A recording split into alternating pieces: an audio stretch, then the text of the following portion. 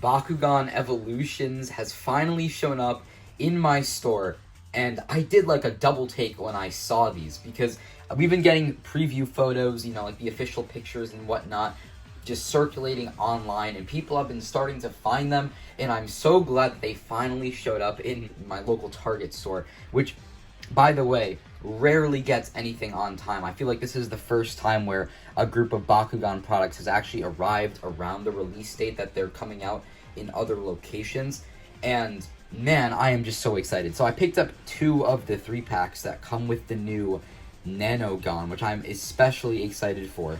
And of course, both of these come with the die-cast True Metal Bakugan. So here we have Platinum Nillious in Chaos, and then Platinum Drago in Ventus. And I want to start with Nillious just because I like Nillious. You have Nillious' art up here. I'm really digging the packaging for this. I love how you have the Chaos logo, Nillious, and we get Nano Crystalline and Nano Riptide. And you can see the 2 on the back. Really exciting. And of course, Platinum Nillious, that does feature some die-cast metal elements. So, without further ado, let's get this out of the box and take a look at these Bakugan. Okay, and here is everything that we get in the set. So, of course, we have the True Metal Platinum Nillious, and of course we get the cards, the Bakugan Gate Trainer, the cores, and then the 2 actual Nanogun. But before we take a look at any of the actual, products here, I actually want to take a look at the checklist real quick.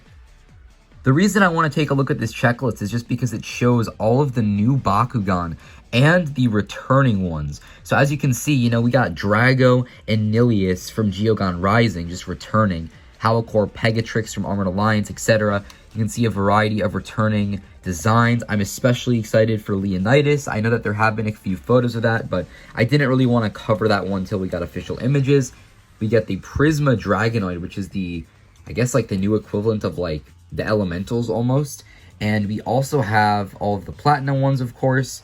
We have the returning Geogon, and then we have some returning Ultra Bakugan.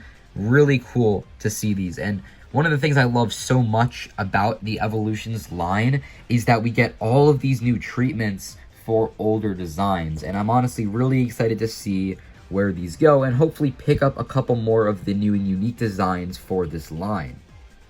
And here is the Platinum True Metal Nillious. Now, one thing that I really like is that you can't really see all of it, but this kind of whitish piece here, and it's also here, you'll actually see more of it when it pops open. That entire piece is die-cast metal.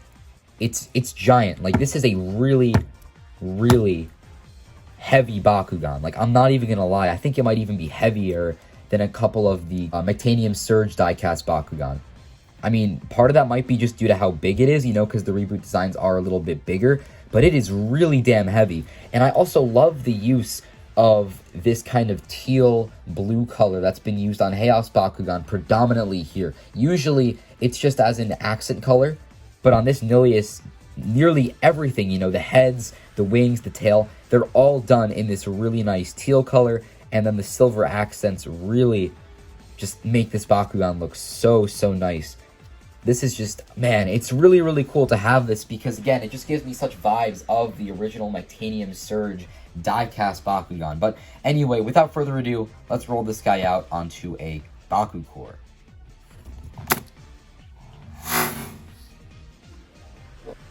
And here is the Platinum Nillious. Of course, this is kind of like a variation, I guess, of the Geogon Rising core Nillious, but he has, of course, this ginormous die-cast piece. You can just see how big that is. I mean, all of this center section here is all die-cast metal.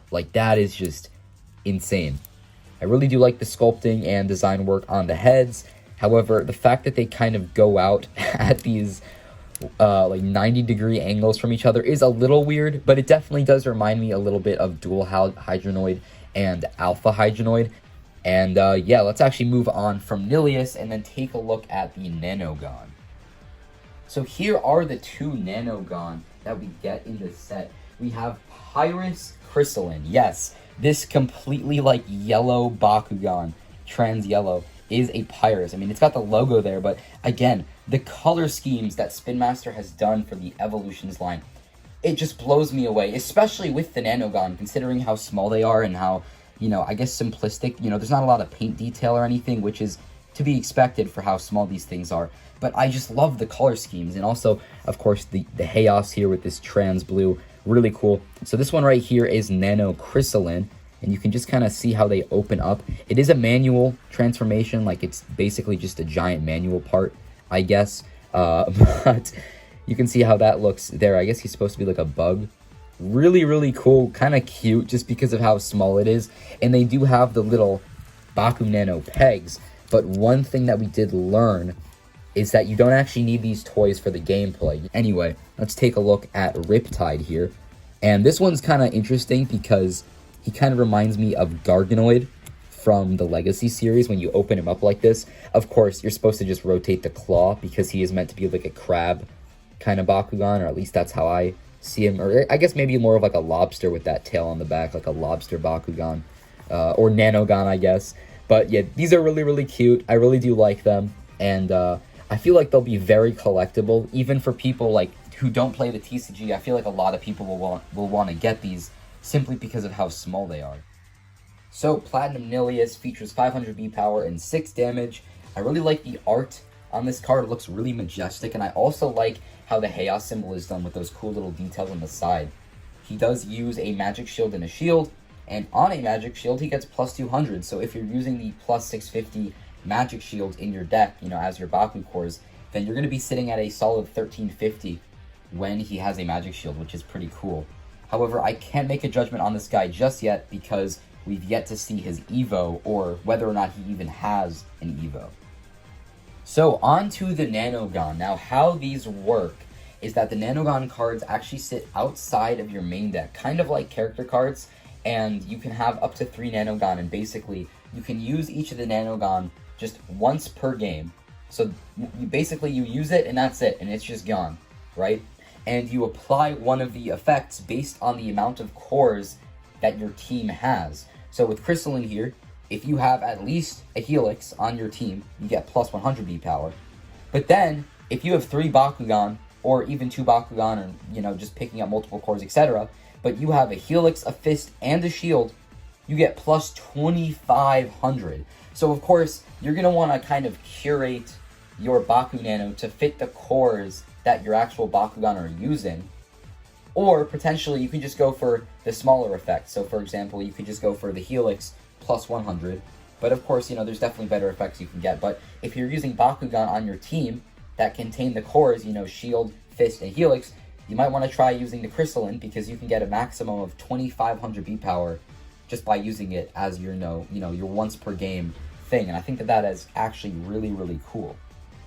And then for Nano Riptide, we have plus 300 if you have a Fist, but then if your team contains both a Fist and a Magic Shield, you get plus 500. So in terms of the general benefits, I guess Crystalline has more of a high risk, high reward type of deal because you need to have 3 cores among your Bakugan to get the 2,500 boost, while Riptide, you either need 1 core or 2 cores, but the boosts are generally smaller. Either way, really cool to have some Nanogun in my collection, and I look forward to getting more of them.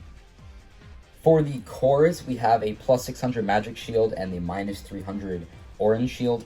Neither of these are really too good. I wish that we got a plus 650 or a plus 300, but it is what it is.